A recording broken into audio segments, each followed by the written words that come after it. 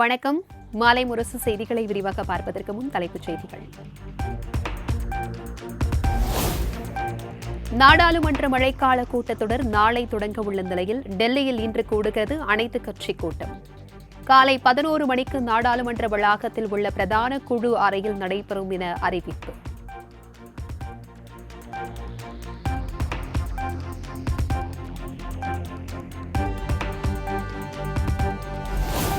அரசியல் கட்சி தலைவர்களுடன் மத்திய நாடாளுமன்ற விவகாரங்கள் துறை அமைச்சர் கிரண் ரிஜிஜூ ஆலோசனை.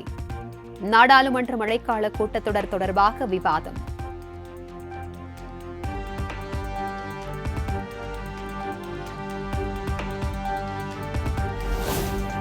அனைத்துக் கட்சி கூட்டத்தில் திரிணாமுல் காங்கிரஸ் கட்சி பங்கேற்காது. மேற்கு வங்கத்தில் மம்தா பானர்ஜி தலைமையில் தியாகிகள் தினம் என்ற பெயரில் பேரணி நடைபெற உள்ளதால் அறிவிப்பு.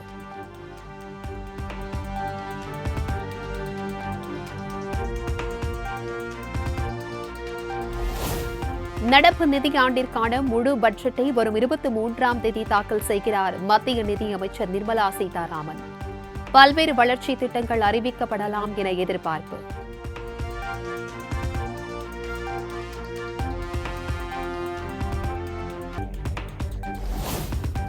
டெல்லியில் முதல் முறையாக நடைபெறவுள்ள உலக பாரம்பரிய குழு கூட்டம் இன்று தொடக்கம். 10 நாட்கள் நடைபெறவுள்ள 46வது அமர்வை தொடங்கி வைக்கிறார் பிரதமர் மோடி.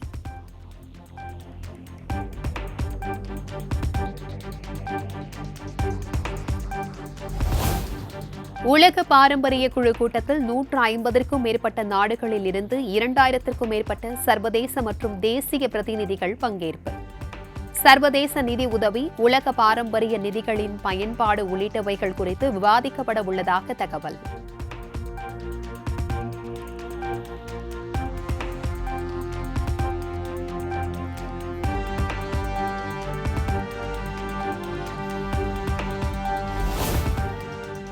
(2026) சட்டமன்ற தேர்தலை எதிர்கொள்ளும் பொருட்டு திமுகவில் ஒருங்கிணைப்பு குழுவை அமைத்து முதலமைச்சர் மு க ஸ்டாலின் உத்தரவு. குழுவில் உதயநிதி ஸ்டாலின், KN நேரு, RS பாரதி, ஏவ வேலு, தங்கம் தென்னரசு ஆகியோர் இடம்பெற்றுள்ளனர்.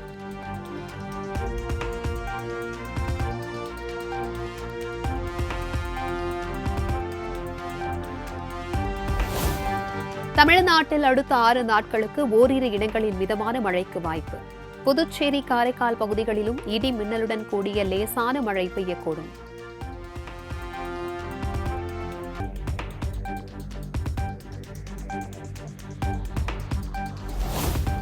கனமழை எச்சரிக்கை காரணமாக இன்று முதல் 3 நாட்களுக்கு மாஞ்சோலை செல்ல சுற்றுலா பயணிகளுக்கு தடை. களக்காடு முண்டந்துறை புலிகள் காப்பக அம்பாசமுத்திரம் கோட்ட துணை இயக்குநர் அறிவிப்பு.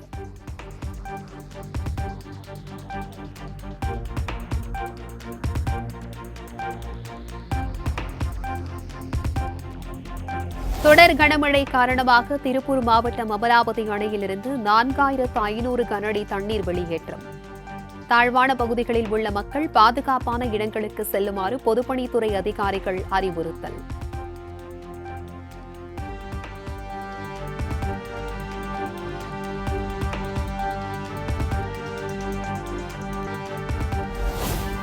கொசஸ்தலை ஆற்றில் வீசப்பட்ட ஆம்ஸ்ட்ராங் கொலை குற்றவாளிகளின் செல்போன்கள் மீட்பு. ஹரிதரன் அளித்த தகவலின் பேரில் 6 செல்போன்களை கைப்பற்றி காவல்துறையினர் விசாரணை.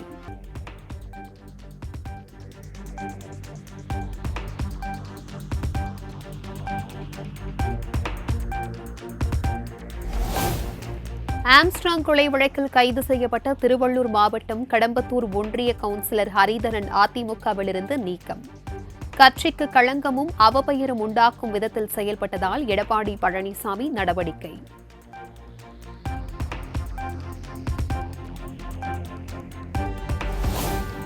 ஆம்ஸ்ட்ராங் கொலை வழக்கில் கைதான பாஜக முன்னாள் நிர்வாகி அஞ்சலை வீட்டில் தனிப்படை போலீசார் சோதனை. 5 செல்போன்கள், லேப்டாப், வங்கி ஆவணங்கள் பறிமுதல்.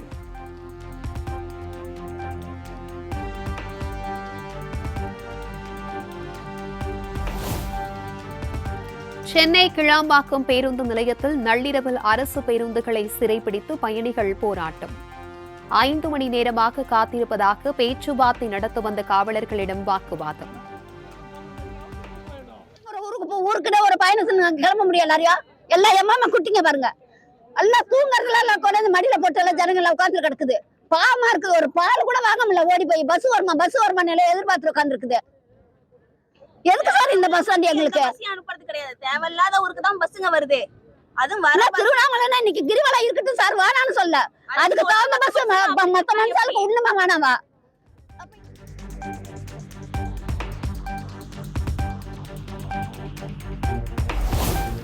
சென்னை கிளாம்பாக்கம் பேருந்து நிலையத்தில் பேட்டரி வாகனங்கள், இணைப்பு பேருந்துகள் போதிய அளவில் இல்லாததால் பயணிகள் அவதி. கூட்டம் அலைமோதும் நிலையில் புறநகர் பேருந்து நிலையத்திற்கு நடந்தே செல்லும் அவல நிலை.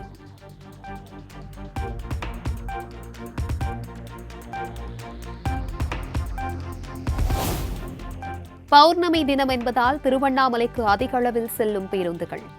பிற பகுதிகளுக்கு பேருந்துகள் கிடைக்காததால் பயணிகள் நடைமேடையிலேயே படுத்து உறங்கும் அவலம்.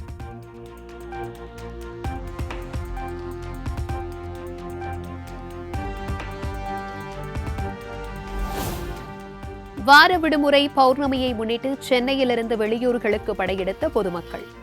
சென்னை திருச்சி தேசிய நெடுஞ்சாலையில் ஊரப்பாக்கம் அருகே சுமார் 2 கிலோமீட்டர் தூரத்திற்கு அணிவகுத்து நின்ற வாகனங்கள்.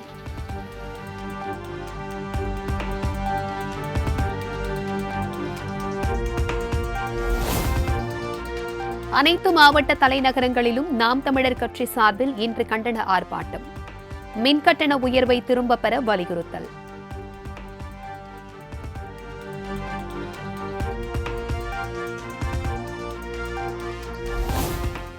ஒருங்கிணைந்த மினி பேருந்து திட்ட வரைவு அறிக்கை தொடர்பாக நாளை கருத்து கேட்பு கூட்டம். உள்துறை கூடுதல் தலைமை செயலர் தலைமையில் நடைபெறும் என அறிவிப்பு.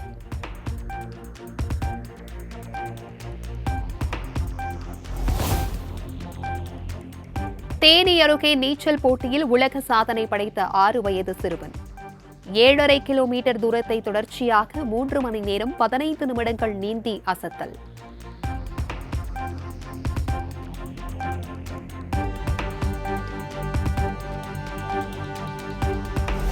வார விடுமுறையை ஒட்டி சேலம் மாவட்டம் ஏற்காட்டில் குவிந்த ஏராளமான சுற்றுலா பயணிகள். குடும்பத்தினருடன் படகு சவாரி செய்தும் செல்ஃபி எடுத்தும் மகிழ்ச்சி.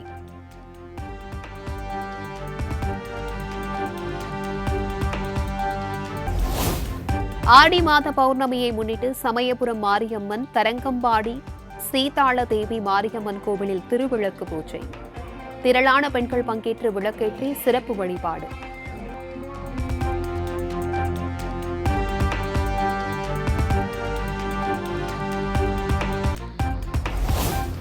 நெல்லை அணிக்கு எதிரான TNPL T20 கிரிக்கெட் போத்தொடர் 4 விக்கெட்டுகள் வித்தியாசத்தில் திருச்சி கிராண்ட் சோழாஸ் அபார வெற்றி.